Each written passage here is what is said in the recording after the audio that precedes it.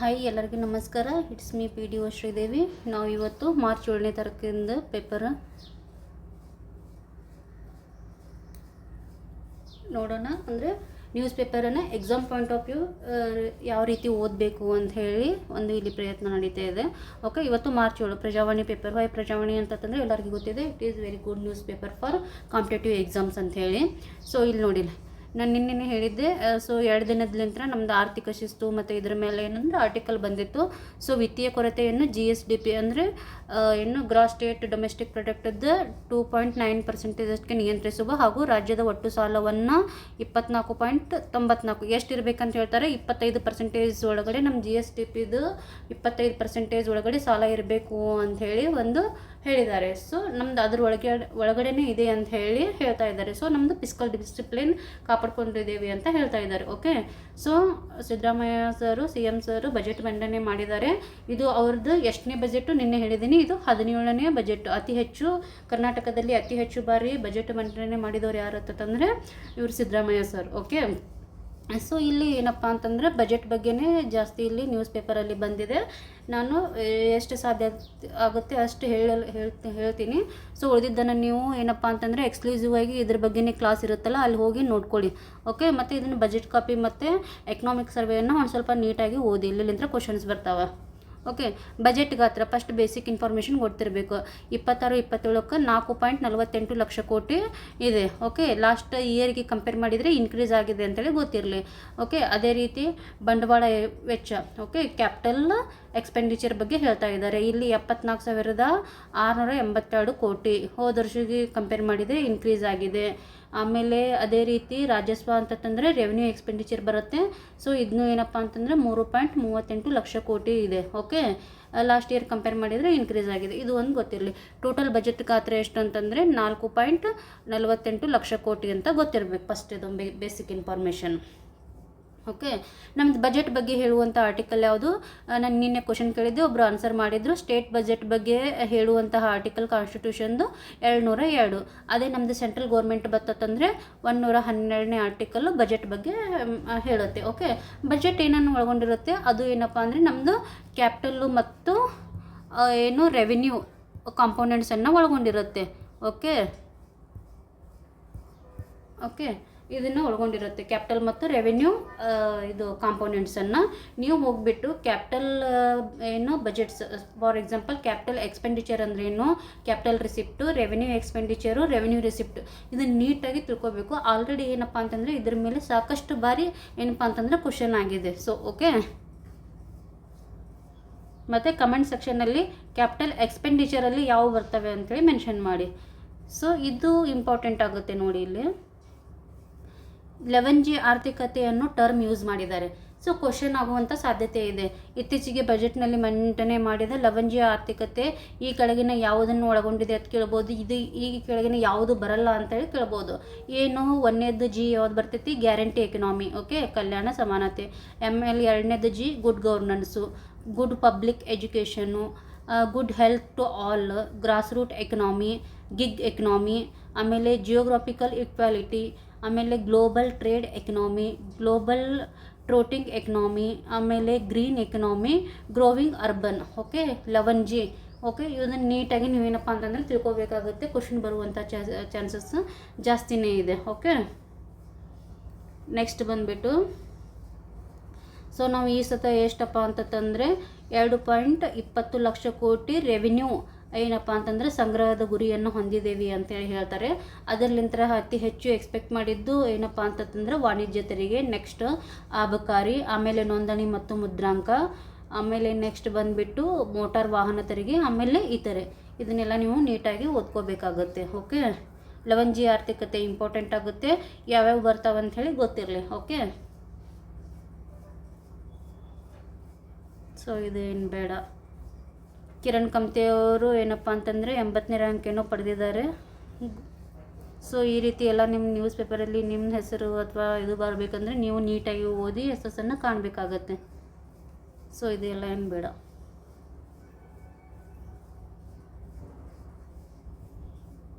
ಇದೆಲ್ಲ ಬೇಡ. Once again ಒಳ ಮೀಸಲಾತಿ ಅಂತ ನೋಡಿ, ಯಾರ್ದು ಒಂದು ಸಮಿತಿಯ ಅಧ್ಯಕ್ಷತೆಯಲ್ಲಿ ಕರ್ನಾಟಕದಲ್ಲಿ ಒಳ ಮೀಸಲಾತಿ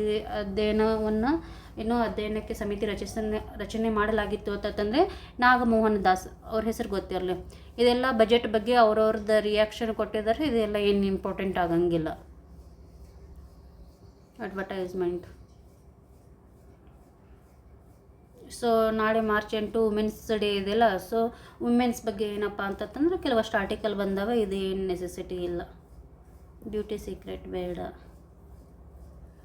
ಅಡಿಗೆ ಇದೆ ಬೇಡ, ಇದು ಎಲ್ಲ ಏನು ಬೇಡ. ನೋಡಿ ಎಷ್ಟು ಅಡ್ವರ್ಟೈಸ್ಮೆಂಟ್ ಇದೆ. ಮುನಿಯಪ್ಪ ಅವ್ರ ಬಗ್ಗೆ ಕೊಟ್ಟಿದ್ದಾರೆ. ಇದೆಲ್ಲ ಅದು ಏನು ಬೇಡ. ಸೊ ಇದು ಒಂದು ಪೇಜ್ ಎಲ್ಲ ಫುಲ್ ಇನ್ನೂ ಅಡ್ವರ್ಟೈಸ್ಮೆಂಟೇ ಇದೆ. So once again UPSC result ಬಂದಿದೆಯಲ್ಲ, ಯಾರ್ಯಾರು ಸಕ್ಸಸ್ಫುಲ್ ಆಗಿದ್ದಾರೆ ಅಂಥೇಳಿ ಮಾಹಿತಿ ಇದೆ. ಇದೆಲ್ಲ ಏನು ಬೇಕಾಗಿಲ್ಲ. ಸೊ ನಿಮಗೆ ಅವರೊಂದು ಸ್ಫೂರ್ತಿ ಆಗಿರಲಿ, ಮತ್ತು ಅವ್ರು ಏನು ಒಂದು ಫಾಲೋ ಅಪ್ ಮಾಡಿದ್ದಾರೆ ಅಂತ ತಿಳ್ಕೊಂಡು ನೀವು ಅದೇ ರೀತಿ ಫಾಲೋ ಅಪ್ ಮಾಡಿ. ಯಾವಾಗಲೂ ಒಂದು ಕನ್ಸಿಸ್ಟೆನ್ಸಿ ಇರಬೇಕು. ಓಕೆ, ಅದು ಮೇನ್ ಏನಪ್ಪ ಅಂತಂದ್ರೆ ಗುಟ್ಟೋದು. ಒಳ ಮೀಸಲಿದ್ದು ಏನು ಬೇಕಾಗಿಲ್ಲ. ಇದು ಏನು ಬೇಡ, ಇದೆಲ್ಲ ಏನು ಬೇಡ.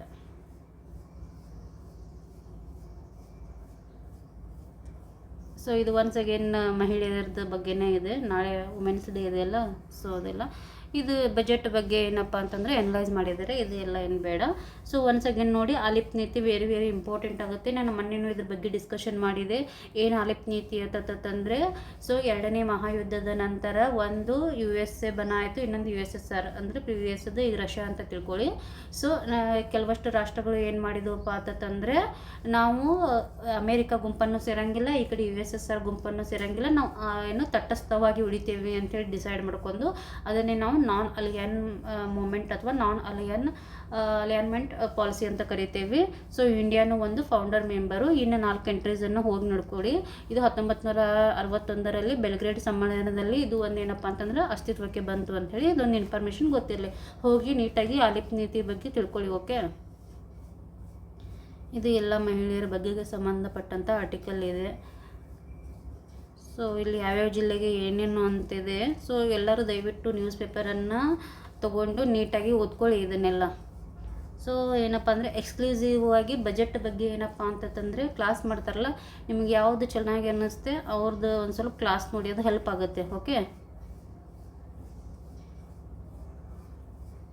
ಇಲ್ಲಿ ನೋಡಿ, ರಾಜ್ಯದ ಆರ್ಥಿಕ ಸ್ಥಿತಿ ಆಶಾದಾಯಕ ಸಮೀಕ್ಷೆ ನೋಡಿ, ಎಕನಾಮಿಕ್ ಸರ್ವೆ ಬಂದಿದೆ. ಸೊ ಎಕನಾಮಿಕ್ ಸರ್ವೆಯನ್ನು ಯಾರು ತಯಾರು ಮಾಡ್ತಾರೆ ಮತ್ತು ಯಾವ ಮಿನಿಸ್ಟ್ರಿ ಅಡಿ ಬರುತ್ತೆ ಅಂಥೇಳಿ ಕಮೆಂಟ್ ಸೆಕ್ಷನಲ್ಲಿ ಮೆನ್ಷನ್ ಮಾಡಿ. ಓಕೆ, ಇಲ್ಲಿ ಏನು ಹೇಳ್ತಿದ್ದಾರೆ ಅಂತಂದರೆ, ಈ ಒಂದು ಆರ್ಥಿಕ ವರ್ಷದಲ್ಲಿ ರಾಜ್ಯದ ಆರ್ಥಿಕ ಬೆಳವಣಿಗೆ ದರ 8.1%. ಇದು ಇಂಪಾರ್ಟೆಂಟ್ ಆಗುತ್ತೆ, ಈ ಫಿಗರ್. ಓಕೆ ಎಂದು ವರದಿ ಹೇಳಿದೆ. ಕೇಳ್ತಾರೆ, ಆರ್ಥಿಕ ಸಮೀಕ್ಷೆಯ ಪ್ರಕಾರ 25 ಮತ್ತು 26ನೇ ವರ್ಷದಲ್ಲಿ ಎಷ್ಟಿದೆ ಅಂತೇಳಿ 8.1. ಸೊ ನಮ್ಮದು ದೇಶದ ಎಷ್ಟೈತಿ 7.4 ಅಂತೇಳಿ ಅಂದಾಜು ಮಾಡಿದ್ದಾರೆ. ಸೊ ನಮ್ಮ ದೇಶದಕ್ಕಿಂತ ಕರ್ನಾಟಕದ್ದು ಬೆಳವಣಿಗೆ ದರ ಹೆಚ್ಚಿಗೆ ಇದೆ ಅಂತೇಳಿ ಗೊತ್ತಾಗುತ್ತೆ. ನೀವು ಯಾವಾಗಲೂ ಓದೋ ಮುಂದೆ ಸ್ವಲ್ಪ ಕಂಪ್ಯಾರಿಸನ್ ಮಾಡ್ಕೋಬೇಕು, ಇಂಡಿಯಾದ್ದು ಮತ್ತು ಕರ್ನಾಟಕದ್ದು ಮತ್ತು ನಮ್ಮದು ಸದರ್ನ್ ಸ್ಟೇಟಿಗೆ. ಸೊ ಸ್ಟೇಟ್ಮೆಂಟ್ ರೂಪದಲ್ಲಿ ಬರ್ತೈತಿ. ಈಗ ನಿರುದ್ಯೋಗ ಪ್ರಮಾಣ ದರ ಭಾರತಕ್ಕಿಂತ ಹೆಚ್ಚಾಗಿದೆ ಅಥವಾ ಸದರ್ನ್ ಸ್ಟೇಟಿಗೆ ಹೆಚ್ಚಾಗಿದೆ, ಈ ರೀತಿ ಎಲ್ಲ ಏನಪ್ಪ ಅಂತಂದ್ರೆ ಕ್ವಶನ್ಸ್ ಬರ್ತಿರ್ತಾವ. ಸೊ ಅದನ್ನ ನೀವು ಒಂದು ಸ್ವಲ್ಪ ನೀಟಾಗಿ ಏನಪ್ಪ ಅಂತಂದ್ರೆ ತಿಳ್ಕೊಬೇಕಾಗತ್ತೆ. ಓಕೆ, ಸೊ ಸಿದ್ದರಾಮಯ್ಯ ಅವ್ರದ್ದು 17ನೇ ಬಜೆಟ್ ಗೊತ್ತಿರಲಿ. ಇದು ಏನು ಬೇಡ. ಒನ್ಸ್ ಅಗೇನ್ ಏನಪ್ಪ ಅಂತಂದರೆ ಷೇರುಪಟ್ಟಿ ಸೂಚ್ಯಂಕ ಕುಸಿತ ಆಗ್ತಿದೆ. ಕುಸಿತ ಆಯಿತು ಅಂತಂದರೆ ಯಾವ ಒಂದು ಅಲ್ಲಿ ಇದು ಬರುತ್ತೆ ಅಂತಂದರೆ ಕರಡಿ ಬರುತ್ತೆ. ಓಕೆ, ನಿನ್ನೆ ಯಾರು ಅದನ್ನು ರೆಸ್ಪಾನ್ಸ್ ಮಾಡಲಿಲ್ಲ. ನಾನು ಆ್ಯಕ್ಚುಲಿ ಮೊನ್ನೆ ಕ್ಲಾಸಲ್ಲಿ ಹೇಳಿದ್ದೆ, ಷೇರುಪೇಟೆ ಸೂಚ್ಯಂಕ ಏರುಗತಿಯಲ್ಲಿತ್ತು, ಇನ್ಕ್ರೀಸ್ನಲ್ಲಿ ಇತ್ತಂದರೆ ಅದು ಗೂಳಿ ಅದನ್ನು ರೀಪ್ರೆಸೆಂಟ್ ಮಾಡುತ್ತೆ ಅಂತೇಳಿ. ಇವೆರಡೂ ಒಂದು ಟರ್ಮ್ ಗೊತ್ತಿರಲಿ ನಿಮಗೆ. ಸೊ ಆಂಧ್ರ ಪ್ರದೇಶದಲ್ಲಿ 13 ವರ್ಷದೊಳಗಿನ ಮಕ್ಕಳಿಗೆ ಜಾಲತಾಣ ನಿಷೇಧ ಬಳಕೆಗೆ ಇದು ಮಾಡ್ತಾ ಇದ್ದಾರೆ. Very good initiative. ಓಕೆ, ನಮ್ಮ ಕರ್ನಾಟಕ ಕೂಡ ಈ ಬಜೆಟ್ನಲ್ಲಿ 16 ವರ್ಷದ ಒಳಗಿನ ಮಕ್ಕಳಿಗೆ ಏನಪ್ಪ ಅಂತಂದ್ರೆ ಮೊಬೈಲ್ ನಿಷೇಧದ ಬಗ್ಗೆ ಮಂಡನೆ ಮಾಡಿದ್ದಾರೆ. ಬರುತ್ತೆ ನೆಕ್ಸ್ಟ್. ಇದೆಲ್ಲ ಏನು ಬೇಡ. ಆಲ್ಮೋಸ್ಟ್ ಲೋಕಲ್ ಏನಪ್ಪ ಅಂತಂದ್ರೆ ಅವಾರ್ಡ್ಸ್ ಯಾವಾಗ್ಲೂ ಬರೋಂಗಿಲ್ಲ. ಸೊ ಒನ್ಸ್ ಅಗೇನ್ ಯುದ್ಧದ ಬಗ್ಗೆ ಇದೆ. ಸೊ ನಾನು ಹೇಳ್ತಾ ಇದ್ದೀನಿ, ಇದು ಯಾರು ಕ್ಲಾಸ್ ನೋಡ್ತಾ ಇದ್ದಿರಲ್ಲ, ಹಾರ್ಮೋನ್ ಜಲಸಂಧಿ ವೆರಿ ವೆರಿ ವೆರಿ ಇಂಪಾರ್ಟೆಂಟು. ಹೋಗಿಬಿಟ್ಟು ಕ್ಲಾಸಲ್ಲಿ ನೋಡ್ಕೊಳ್ಳಿ. ಆಮೇಲೆ 360 ಆ್ಯಂಗಲ್ನಿಂದ ನೋಡ್ಕೊಳ್ಳಿ. ಮತ್ತು ಇಲ್ಲಿ ಏನು ಇಂಪಾರ್ಟೆಂಟ್ ಆಗುತ್ತೆ ಈ ರೀತಿ ಯುದ್ಧ ನಡೆದಲ್ಲಿ ಅಂತಂದರೆ, ಯಾವುದಾದ್ರೂ ಪ್ಲೇಸ್ ಮೇಲೆ ದಾಳಿ ಆಗುತ್ತಲ್ಲ, ಅವ್ರ ದಾಳಿಗಳು ಆ ಪ್ಲೇಸ್ಗಳು ಇಂಪಾರ್ಟೆಂಟ್ ಆಗುತ್ತೆ. ಮ್ಯಾಚ್ ದಿ ಫಾಲೋವಿಂಗ್ ಒಳಗೆ ಬರುತ್ತೆ. ಓಕೆ, ಇದೆಲ್ಲ ಏನು ಬೇಡ. ಲೆಬ್ನಾನ್ ರಾಜಧಾನಿ ಬೈರುತ್ ಗೊತ್ತಿರಲಿ. ಹಿಜ್ಬುಲ್ಲಾ ಸಂಘಟನೆ ಎಲ್ಲಿ ಕಂಡು ಬರ್ತೈತೆ ಅಂಥೇಳಿ ಕಮೆಂಟ್ ಸೆಕ್ಷನಲ್ಲಿ ಮೆನ್ಷನ್ ಮಾಡಿ. ಓಕೆ,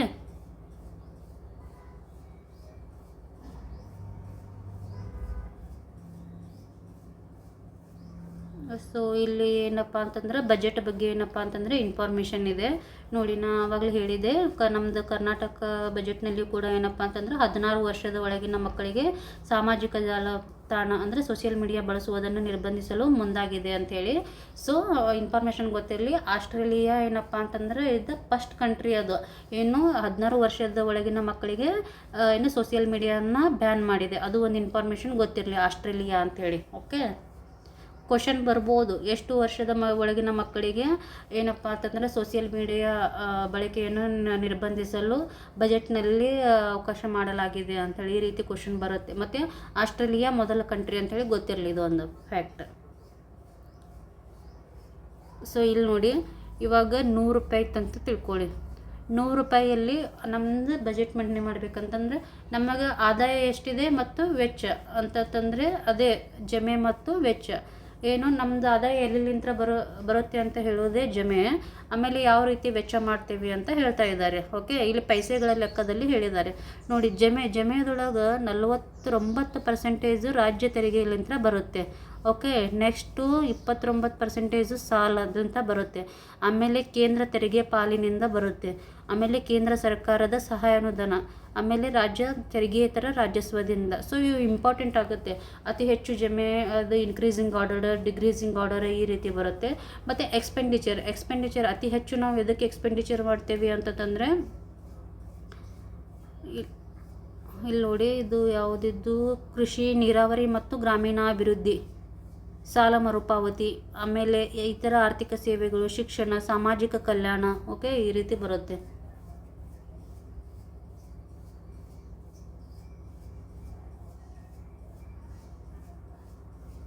ನೋಡಿ, ಇದು ಹೊಸದಾಗಿ ಏನಪ್ಪ ಅಂತಂದರೆ ನಮ್ಮ ಸಂತ ಶರಣಾಳ ಶರೀಫರು ಮತ್ತು ನಮ್ಮದು ಇವ್ರು ಯಾರು ಮಲ್ಲಮ್ಮ, ಇವ್ರ ಬಗ್ಗೆ ಇವ್ರದ್ದು ಏನಪ್ಪ ಅಂತಂದರೆ ಹೆಸರಿನಲ್ಲಿ ಪ್ರತಿಷ್ಠಾನ ಏನಪ್ಪ ಅಂತಂದ್ರೆ ಸ್ಟಾರ್ಟ್ ಮಾಡ್ತೀವಿ, ಟ್ರಸ್ಟ್ ಸ್ಥಾಪನೆ ಮಾಡ್ತೀವಿ ಅಂತ ಹೇಳಿದರೆ ಇಂಪಾರ್ಟೆಂಟ್ ಆಗುತ್ತೆ. ಈ ಬಜೆಟಿನಲ್ಲಿ ಈ ಕೆಳಗಿನ ಯಾರದ್ದು ಹೆಸರಿನಲ್ಲಿ ಏನೋ ಟ್ರಸ್ಟ್ ಓಪನ್ ಮಾಡ್ತೀವಿ ಅಂತೇಳಿ ಹೇಳಿದ್ದಾರೆ ಅಂತ ಕೇಳ್ತಾರೆ. ಶರೀಫರು ಮತ್ತು ಮಲ್ಲಮ್ಮ ಅಂತೇಳಿ ಗೊತ್ತಿರಲಿ. ಇಲ್ಲಿ ನೋಡಿ, ವೆರಿ ಇಂಪಾರ್ಟೆಂಟು. ಯಾಕೆ ಹೇಳ್ತಿದ್ದೀನಿ ಅಂತಂದರೆ, ಕಾಗೋಡು ಸತ್ಯಾಗ್ರಹಕ್ಕೆ ಸಂಬಂಧಿಸಿದ ಕಥಾ ವಸ್ತುವನ್ನು ಒಳಗೊಂಡ ಏನು ಡಿಸೋಜಾ ಅವರು ರಚಿಸಿದ ಕೊಳಗ ಕಾದಂಬರಿಯನ್ನು ಆಧರಿಸಿದ ನಾಟಕವನ್ನು ರಾಜ್ಯಾದ್ಯಂತ ಪ್ರದರ್ಶಿಸಲಾಗುತ್ತಿದೆ. ಸೊ ಯಾವ ರೀತಿಯಾದರೂ ಬರ್ಬೋದು. ಕೊಳಗ ಕಾದಂಬರಿಯನ್ನು ರಚಿಸಿದವರು ಯಾರು, ಡಿಸೋಜಾ ಬರ್ಬೋದು.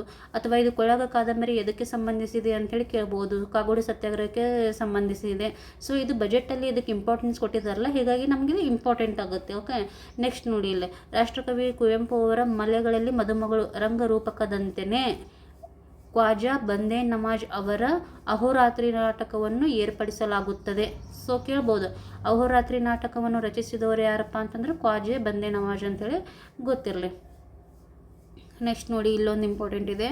ಸ್ವಾತಂತ್ರ್ಯ ಹೋರಾಟದಲ್ಲಿ ಭಾಗವಹಿಸಿ ಅಂಡಮಾನ್ ದ್ವೀಪದಲ್ಲಿ ಕರಾಳ ಶಿಕ್ಷೆಗೊಳಗಾದ ಕರ್ನಾಟಕದ 59 ಕನ್ನಡಿಗರ ವೀರಗಾಥೆಯನ್ನು ಕುರಿತು ಅನಾಮಿಕ ಸ್ವಾತಂತ್ರ್ಯ ಹೋರಾಟಗಾರರು ಎಂಬ ಕೃತಿಯನ್ನು ಕರ್ನಾಟಕ ಸಾಹಿತ್ಯ ಅಕಾಡೆಮಿ ವತಿಯಿಂದ ಪ್ರಕಟಿಸಲಾಗುತ್ತದೆ. ಓಕೆ, ಈ ರೀತಿ ಕೇಳಬಹುದು. ಇದು ಅನಾಮಿಕ ಸ್ವಾತಂತ್ರ್ಯ ಹೋರಾಟಗಾರರು ಎಂಬ ಕೃತಿ ಈ ಕೆಳಗಿನ ಯಾವುದಕ್ಕೆ ಸಂಬಂಧಿಸಿದೆ ಅಂತ ಹೇಳಿ. ಯಾಕಂತಂದ್ರೆ ಬಜೆಟಲ್ಲಿ ಮೆನ್ಷನ್ ಆಗಿದೆ. ಬಜೆಟಲ್ಲಿ ಮೆನ್ಷನ್ ಆಗೈತೆ ಅಂತಂದ್ರೆ ಅದು ಇಂಪಾರ್ಟೆನ್ಸ್ ಐತೆ ಅಂತ ಹೇಳಿ ನಾವು ತಿಳ್ಕೊಬೇಕಾಗುತ್ತೆ. ಇವು ಮೂರು ಏನಪ್ಪ ಅಂತಂದ್ರೆ ನಿಮ್ಗೆ ಗೊತ್ತಿರಲಿ. ಓಕೆ,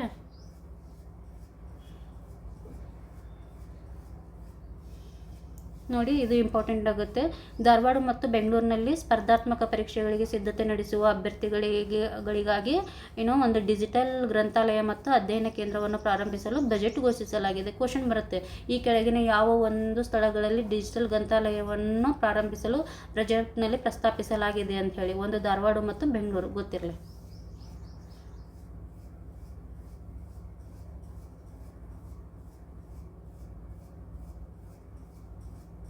ಸೊ ಇದು ಕೃಷಿದು ಅದು ಇದು ಎಲ್ಲ ಇದೆ. ಹೇಳಿದ್ದೀನಲ್ಲ, ಇದ್ರ ಬಗ್ಗೆ ಬಜೆಟ್ ಬಗ್ಗೆ ಎಕ್ಸ್ಕ್ಲೂಸಿವ್ ಆಗಿ ಕ್ಲಾಸ್ ಮಾಡ್ತಾರಲ್ಲ, ಹೋಗಿ ನೋಡ್ಕೊಳ್ಳಿ ಒಂದು ಸ್ವಲ್ಪ. ಕೃಷಿ ಪರಿಕರಗಳ ಒಂದು ಏನಪ್ಪ ಅಂತಂದ್ರೆ ಒಂದೇ ಕಡೆ ಲಭ್ಯವಾಗುವಂತೆ ರೈತ ಮಾಲ್ಗಳನ್ನು ಸ್ಥಾಪನೆ ಮಾಡ್ತೇವೆ ಅಂತ ಹೇಳಿದ್ದಾರೆ. ಕ್ವಶನ್ ಬರ್ಬೋದು, ರೈತ ಮಾಲ್ ಇದು ಎದಕ್ಕೆ ಸಂಬಂಧಿಸಿದೆ ಅಂತ ಹೇಳಿ. ಓಕೆ, ಇಲ್ಲಿ ಕೃಷಿ ಪರಿಕರಗಳು ಅಂಥೇಳಿ ಇವಕ್ಕೆ ಅಗ್ರಿಕಲ್ಚರಲ್ ಇಕ್ವಿಪ್ಮೆಂಟ್ಸ್ ಇರ್ತಾವಲ್ಲ, ಅವೆಲ್ಲ ಒಂದೇ ಕಡೆ ಲಭ್ಯವಾಗುವಂತೆ ಮಾಡಲು. ಮತ್ತು ಅಲ್ಲಿ ಏನಾದ್ರೂ ಆಪ್ಷನ್ಸ್ ಕೊಟ್ಬಿಡ್ತಾರೆ. ಸೊ ರೈತ ಮಾಲ್ ಇದು ಎದಕ್ಕೆ ಸಂಬಂಧಿಸಿದೆ ಅಂಥೇಳಿ ಗೊತ್ತಿರಬೇಕು ನಿಮಗೆ.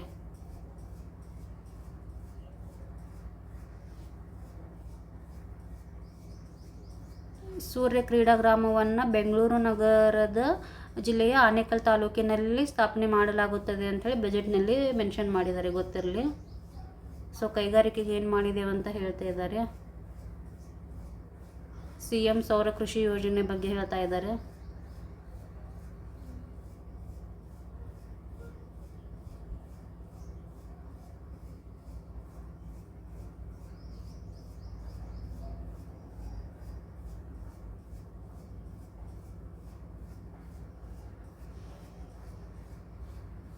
ಸೊ ಒನ್ಸ್ ಅಗೇನ್ ಇದೆಲ್ಲ ಏನಂತಂದರೆ ಸ್ಪೋರ್ಟ್ಸ್ ನ್ಯೂಸ್ ಇದೆ, ಇದೆಲ್ಲ ಏನು ಬೇಡ.